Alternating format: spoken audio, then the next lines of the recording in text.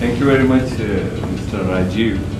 So let me start from Sardar Assef Ahmed Ali. We start from Mr. Imran Khan, who does not need any kind of introduction. Sardar Assef Ahmed Ali is a very senior politician and very intellectual person.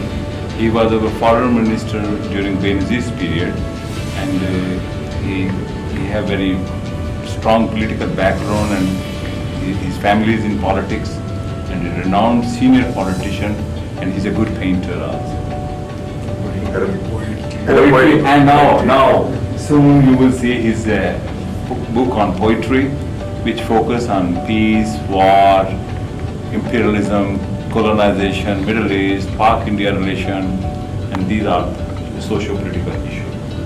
So then Imran Khan. So you know Imran Khan, he's very known all over the world. Other than cricket, he contributed a lot in social sector, in welfare sector, and hospital. And now he's establishing a university in his own area, which is very backward region, Miawali in Pakistan, in Punjab. Dr. Enver Sajjad is a renowned intellectual, fiction, short story writer, drama writer, and he was also active in politics. So you cannot say that he's inactive these days. But these days he's script in charge of Geo TV in Karachi, based in Karachi. Originally he's from Lahore. And Maulana Khabeer Azad, he's Imam of Badshahi Mosque, Lahore. He's son of Maulana Azad. He was a known religious scholar, Khatib from Pakistan. And then Fizullah Niazi, he was a big student leader when he was in university.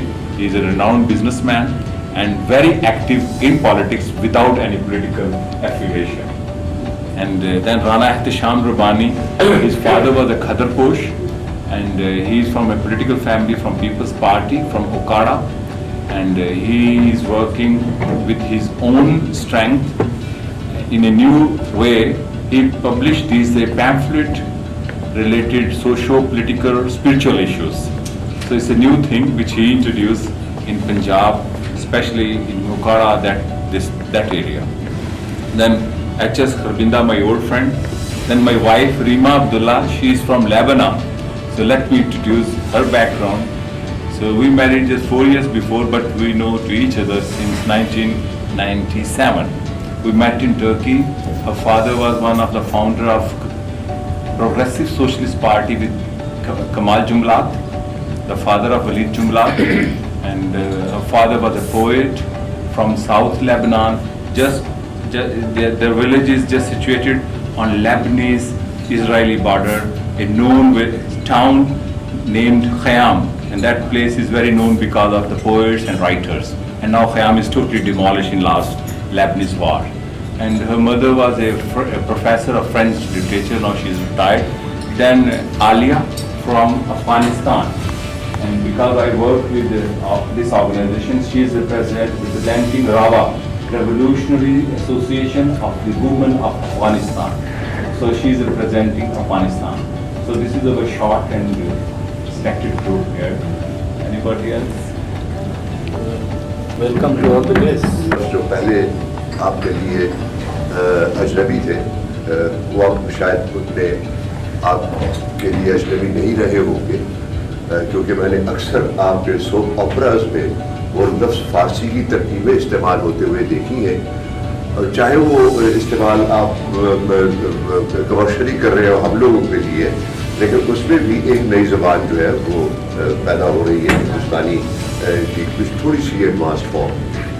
और दूसरी बात यह है कि ये ज़बान सभी समझते हैं, क्योंकि बेशतर गीत और गाने जो हैं आपकी फिल्मों के वो इसी ज़बान में तहरीर होते हैं और बेइंतहा पॉपुलर होते हैं, और उसमें फ़ारसी तरकीबें भी बहुत होती हैं।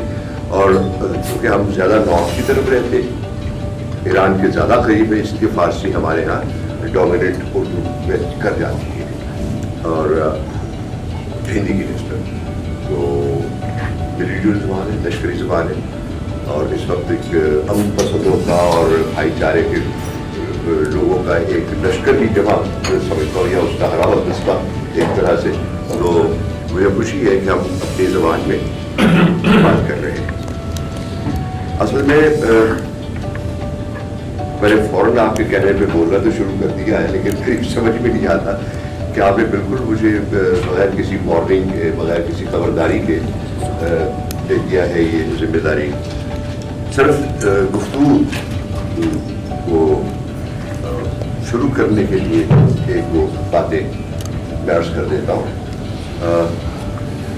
یہ بہت کچھ پچھلے چند سالوں میں جذبہ بیدار ہوا ہے کہ ہمیں بالکل ہی اپنے عوامی سطح پہ مل جل کے ایک دوسرے کے ساتھ زندہ رہنے کی ایک کوشش کرنی چاہیے.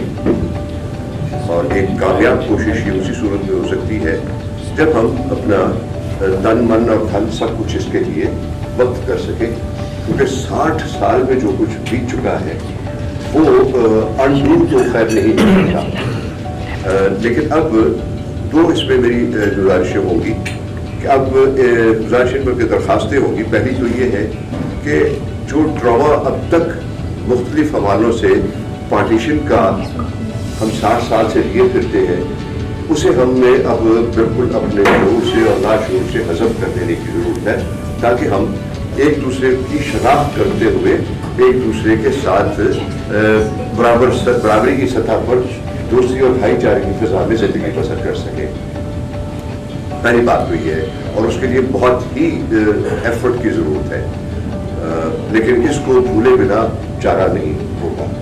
اور دوسری بات یہ ہے کہ وہ نفرتیں اور غلط فہمیاں جو ہمارے اسکول میں پڑھائی جاتی ہوئی تاریخ سے لے کے دونوں طرف جو ہمارے کریکولم بنتے ہیں, بے جان قسم کی اس میں ایک دوسرے کے خلاف نفرت کا اظہار کیا جاتا ہے, جب تک ہم اس طرف توجہ نہیں دیں گے تو اگر ہم اس دور میں بیٹھ کے کچھ کر بھی لیتے ہیں, لیکن جو ہماری نئی نسلیں تیار ہوتی ہیں شروع سے لے کے اسکولنگ سے لے کے تو جوانی تک اور شعور حاصل کر رہے تھا, وہ ان کے ذہن کے کسی نہ کسی گوشے میں کوئی نہ کوئی ایک انٹیگنزم کی گنجائش جو ہے وہ باقی رہی, چاہے ہم جتنی مرضی انلائٹن کر سکیں.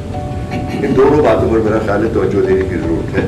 اور اس کے علاوہ جو وہ اس کے دوسرے شاخسانے ہیں, آرمامنٹ ہے, امن کی صورتحال ہے, جنگی صورتحال ہے, کشمیر ہے, دوسری چیزیں ہیں, ان پر بات بھی ہو سکتی ہے. لیکن فنڈامنٹل جو ہے جس میں کہ پالیٹکس پتہ نہیں کس حد تک انوالو ہوتی ہے اور ہم اس کو کس حد تک گائیڈ کر سکتے ہیں, اس کے لیے میرا خیال ہے خاص طور پر ضرورت ہے کہ ایجوکیشن لیول کے اوپر ہم اپنی تاریخوں میں جو ہم نے بہت بڑھ کے تاریخ کیے ہوئے ہیں یا ہسٹری کو ڈسٹارٹ کرنے کی کوشش کی ہے.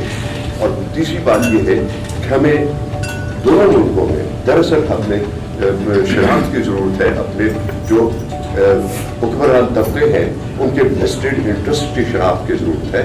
اور اس ویسٹڈ انٹرسٹ کی جو آپس میں جب جنگ لگتی ہے اور عوام جو اس میں بنتے ہیں ایندھن اس ہڈیے کے تیار ہونے میں, اس پر توجہ کی بہت ضرورت ہے کہ ہم وہ امن کی اسپرٹ اس قسم کے رولنگ کلاسز کے ہوتے ہوئے کس طرح ہم اسٹرگل کر سکتے ہیں اس امن کو,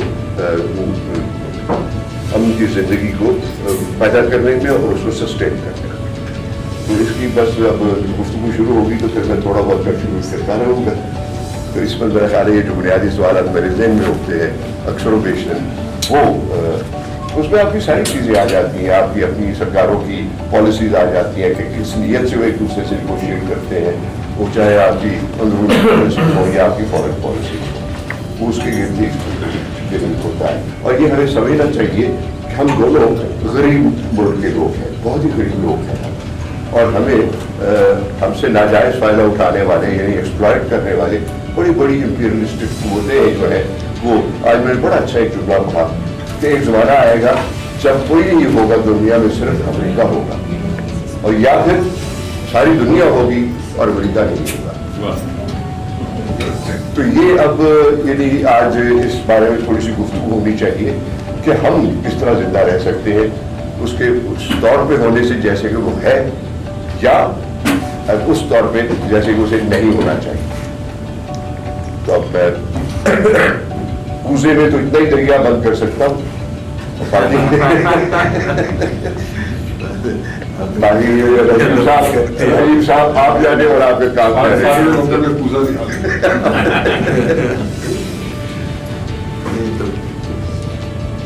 پوزا ٹھیک ہے پوزا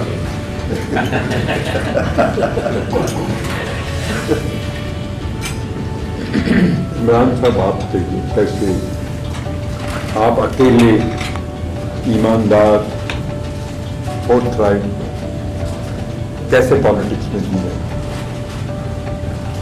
اصل میں نیئر صاحب پالیٹکس کے اندر یہ پاکستان کی تاریخ کا سب سے انٹرسٹنگ ٹائم. ہم نے جب پارٹی اپنی شروع کی تو اسی چیز سے کہ آپ تیسری دنیا کے اندر الیکشن جتنی مرضی کروا دیں جمہوریت تب آتی ہے جب آپ کی عدالتیں آزاد ہوں. تو اس کے لیے ہم نے اپنی پارٹی کا نام انصاف رکھا, تحریک انصاف کی موومنٹ, اور اس کی بیسز یہ تھی کہ عدالتیں آزاد ہوں. وہ شروع میں ہمیں بڑے لوگ کہتے تھے کہ جی آپ نے کیا نام رکھ لیا, آپ کوئی ایک لوگوں کو جب تک جس طرح روٹی کپڑا مکان کا سلوگن تھا, بار بار ہمیں کہتے ہیں کہ ایک سوچ ان کی جب تک ان کو یہ نہ نظر آئے کہ ہماری زندگی بہتر کیسے ہوگی, اس کا کوئی یہ سلوگن کامیاب نہیں ہوگا. تو آج وہ سارے پاکستان کے سامنے یہ واضح ہو گیا کہ جب ایک سپریم کورٹ کے چیف جسٹس کے کوئی حقوق نہیں تو ہاں یہ ایسی گیمکس استعمال کرنے, ویمنس پروٹیکشن بل اور وغیرہ وغیرہ, یہ سب بیکار ہے جب آپ کے چیف جسٹس کے رائٹس نہیں ہیں. تو یہ جو جوڈیشری کی ایک دم مس کیلکولیشن ہوئی مشرف سے, اور اس نے سمجھا کہ جیسے اسے 3 وزیر اعظم بدل دیے, اور اس سے پہلے عبد القدیر خان, وہ بڑا ہمارا ہیرو ہے, اس کو ٹی وی پہ لا کے اور اس نے کر دیا, اور پھر فیڈرل پبلک سروس کمیشن کا چیئرمین کانسٹیٹیوشنل پروٹیکشن تھی اس کو ریموو کر دیا, جو اس کے سامنے کھڑا ہوا وہ ریموو کر دیا. پھر وہ تھا SECP جو ہمارے اسٹاک ایکسچینج کا, جو اس کو بھی کانسٹیٹیوشنل چیئرمین کو پروٹیکشن تھی, اس کو ریموو کر دیا. تو اس نے یہ مس کیلکولیٹ کر گیا کہ یہ چیف جسٹس بھی آرام سے ہٹ جائے گا.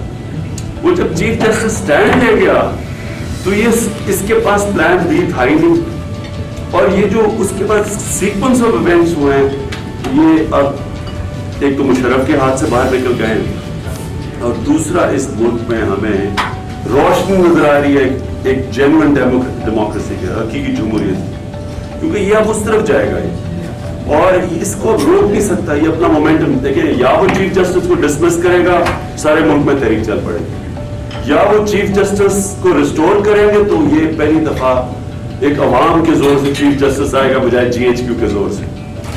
تو یہ بڑا انٹرسٹنگ سچویشن ہے پاکستان میں, اور ہم جو ڈیموکریٹک فورسز ہیں جو سوچتے ہیں کہ اس ملک میں ہندوستان میں اگر ہمارے سے نسبتاً بہتر جمہوریت آ سکتی ہے تو ہم کیوں پھنسے ہوئے ہیں اس ایک فرسودہ سسٹم میں.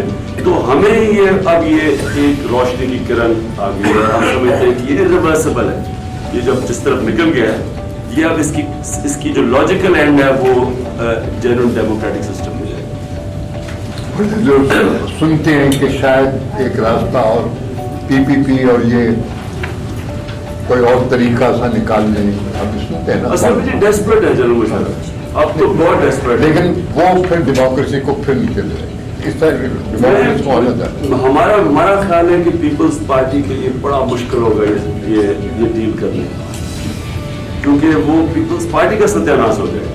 ان کا پیپلز پارٹی کا جو ورکر ہے, جس طرح یہاں آپ کے سامنے پرانے ورکرز بیٹھے ہوئے ہیں, یہ سب سے زیادہ تجزیاتی ورکر تھا پاکستان میں. اگر کسی نے قربانیاں دی ہیں, جو انعام دی ہیں, تو انہوں نے دی ہیں ڈکٹیٹرشپ کے خلاف. تو یہ اگر یہ میں سمجھتا ہوں کہ بے نظیر کو یہ بالکل کہنا بھی نہیں چاہیے کہ ہم کوئی جنرل سے بات چیت کر رہے ہیں, کہنا بھی نہیں چاہیے, کیونکہ وہ بھی گورنمنٹ کے منسٹر اٹھا کے تو اس کو پروپیگنڈا مشین میں ڈال دیتے ہیں, اور اپوزیشن میں اور عوام میں کنفیوژن آ جاتی ہے.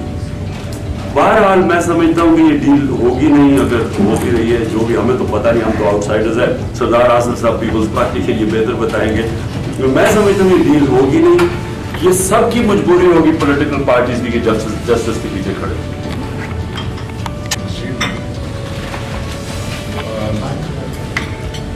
When I was in government many years ago, my trips to Delhi used to be less than happy. They were very tense. First of all, there was a great deal of tension between the two countries. And secondly, there used to be a reception committee outside my hotel. It used to burn my effigy and have placards, Murdabad and so forth. Happily, things are somewhat better now. I must warn you that I hold the record of having given the longest speech in 1991 in Pakistan's National Assembly. 9 hours. How many? 9 hours. 9 hours? 32 minutes. This evening I do not intend to speak so long. Break that record. But it's always, it's never safe to invite a politician to address any audience because you've got to get carried away.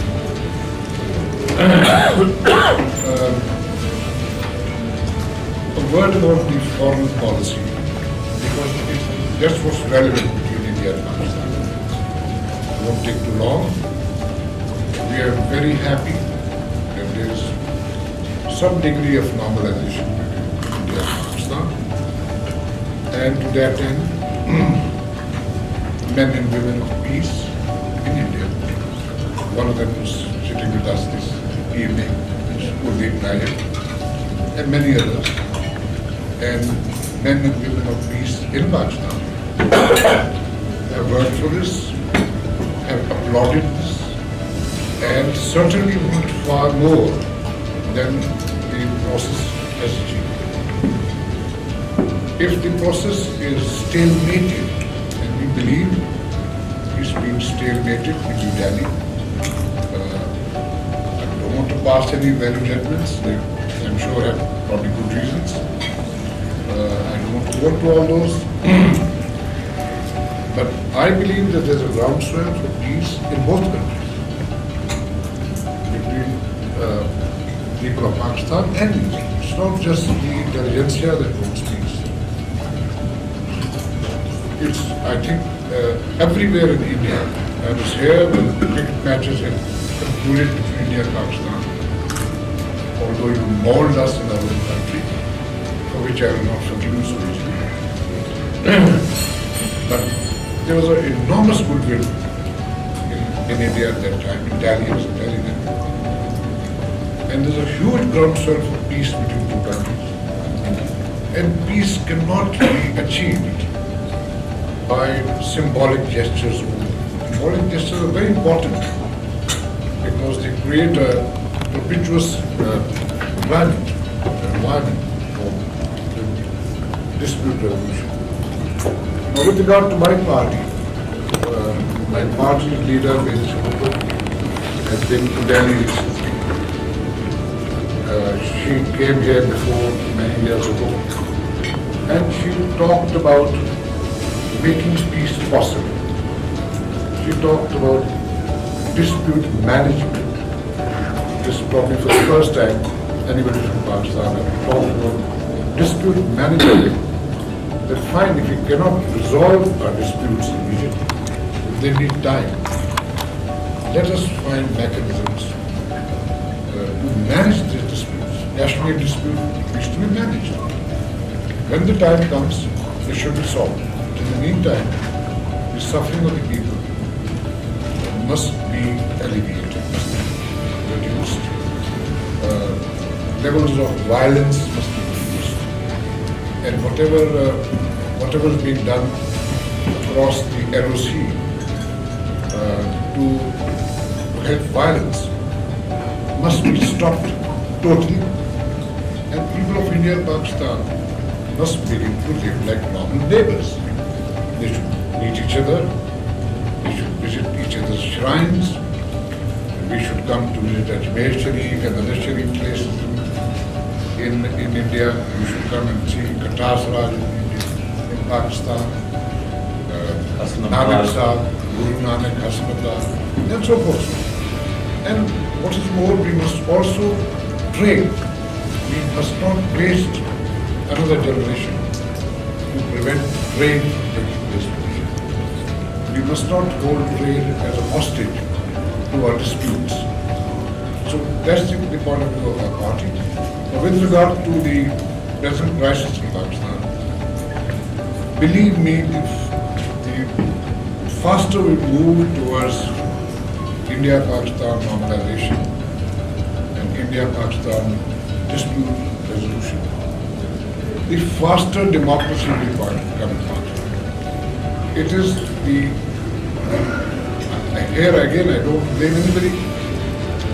It's the tension between India and Pakistan that has always helped build the rulers in Pakistan. So we say to you, resolve the disputes, move towards the resolution of the disputes, and there will be less need of generals ruling us. Today, Imran Khan and myself, we rub shoulders on the avenues of Islamabad and the bar roads of Lahore, protesting against high-handedness of a military dictator who is trying to lord it over the judiciary. We now, a new hope has been kindled in our hearts that perhaps this may be a very major leap towards democracy. Now, with regard to some of the observations by Imran Khan, who is a hero to Pakistan and a star for the rest of the world, and I have the proud privilege of, without being in his party, helping him in his cause of the cancer hospital in my own humble, quiet way. May I just hear that there is no question of Lady Bhutto doing any deal with the military dictator. She has said so categorically that military uniform and democracy do not merge together. Why this business of deal has come about? There is only one reason, which is that at some point in time, when Musharraf is cornered by all that's happening in Pakistan, he is going to invite us. He is going to invite all the political leaders on some conference or the other. And when he is subdued, he is going to ask us, how do you want things to happen? That's all we're talking about. As and when that time comes, then do not say no, we will not talk. Because we cannot make demands towards the thin air. We're not talking to the skies. But we will have to talk to a de facto ruler who has no legitimacy, he will not come without votes, but he is an authority. So at some point we'll have to talk. That's where the misunderstanding is. As far as democracy goes, there cannot be a compromise. You cannot mix fire and water. They are two self-contradictory things. With these few words, I am grateful to all of you. Write us and listen to that. Thank you.